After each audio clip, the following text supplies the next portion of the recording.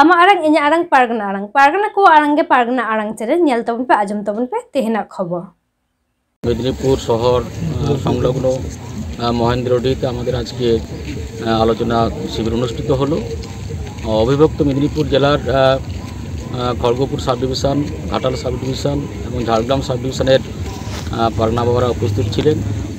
सकलेर उपस्थितिते आजके आमादेर पारगना महलेर सांगठनिक विषय आलोचना हलो এবং আগামী দিনে আমরা কী কী কর্মসূচি আমরা গ্রহণ করব সেগুলো আমাদের কর্মসূচি গ্রহণ করব সেগুলো আমরা আলোচনা করলাম। সেই সঙ্গে বিগত দিনে আমরা ভারত জাকাত মাঝিপাড়া মহল কী কী কাজ করেছে সেগুলো পুঙ্খানুপুঙ্খভাবে বিচার বিশ্লেষণ করা হলো।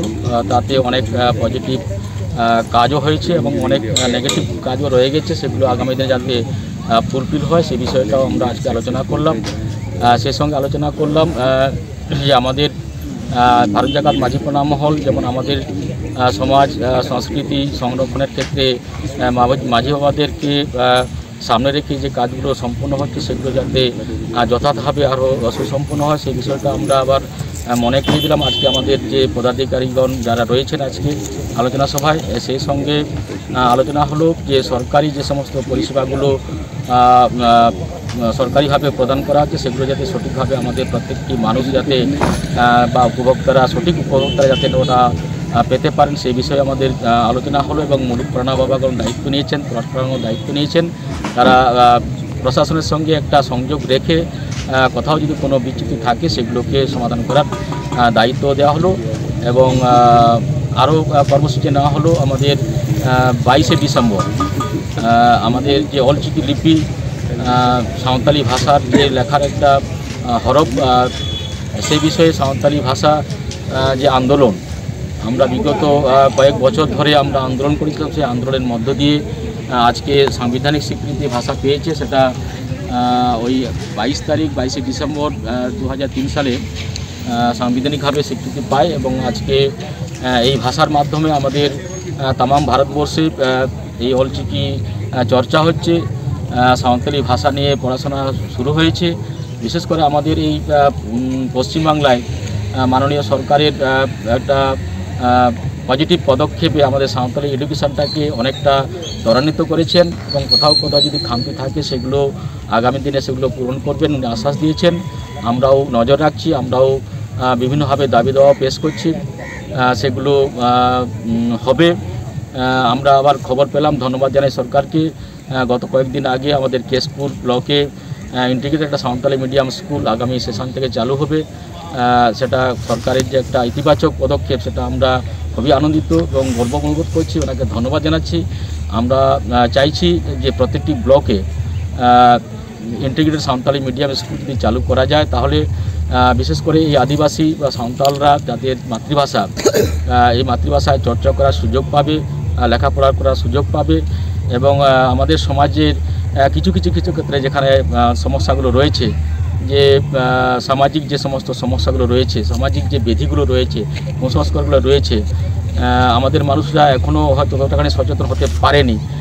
এই বিষয়গুলো আরও বেশি করে অগ্রগতি ঘটবে, মানুষ সচেতন হবে, মাননীয় সরকার বাহাদুরের যে চিন্তাভাবনা সেটা আরও বেশি করে বিকশিত হবে।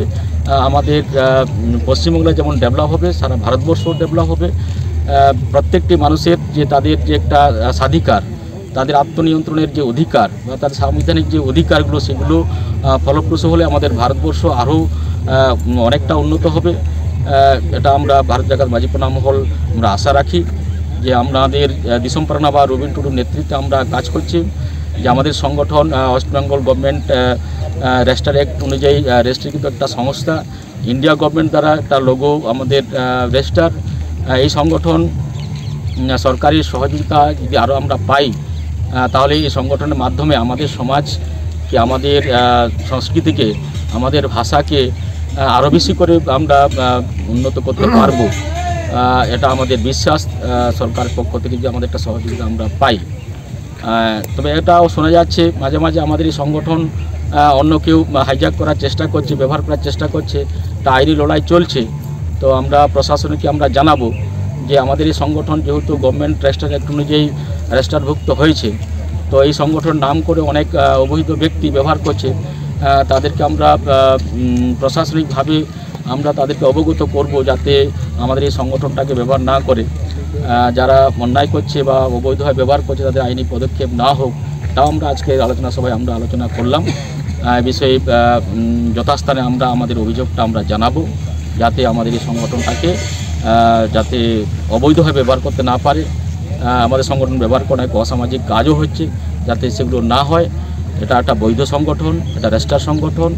এর সর্বোচ্চ নেতৃত্বে যিনি আছেন আমাদের দিসম্প্রণা রবীন্দ্র টুডু, যিনি প্রতিষ্ঠা করেছিলেন স্বর্গীয় নিত্যানন্দ হেমব্রম, তার আদর্শকে পাথেয় করে বর্তমান আমাদের দিসম্প্রণা রবীন্দ্র টুডুর অনুপ্রেরণায় আমরা ভারত জাকাত মাঝিপাড়া মহল আমাদের সমাজকে, আমাদের সংস্কৃতিকে, আমাদের ধর্মীয় সত্তাকে ধরে রাখার জন্য আমরা যে লাগাতার আমরা সরকারের দৃষ্টি আকর্ষণ করছি, মানুষকে আমরা সংগঠিত করছি, যাতে আমাদের এই সোসাইটি আরও বেশি প্রগতিশীল হোক, উন্নত হোক। এই উদ্দেশ্যকে সামনে রেখে ভারত জাকাত মাঝিপাড়া মহল আজকে আমাদের কাজ করছে এবং আজকের আলোচনা সভায় সেই বিষয়গুলো আমরা আলোচনা করব। আমার নাম রঘুনাথ হেমব্রম, অবিভক্ত মেদিনীপুর জেলার জেলা পারগনা, ভারত জাকাত মাঝিপাড়া মহল। আমার Arang Pargana ko arange pargana arang channel নরগি মুচুত কিদা সালাম করে জোহার।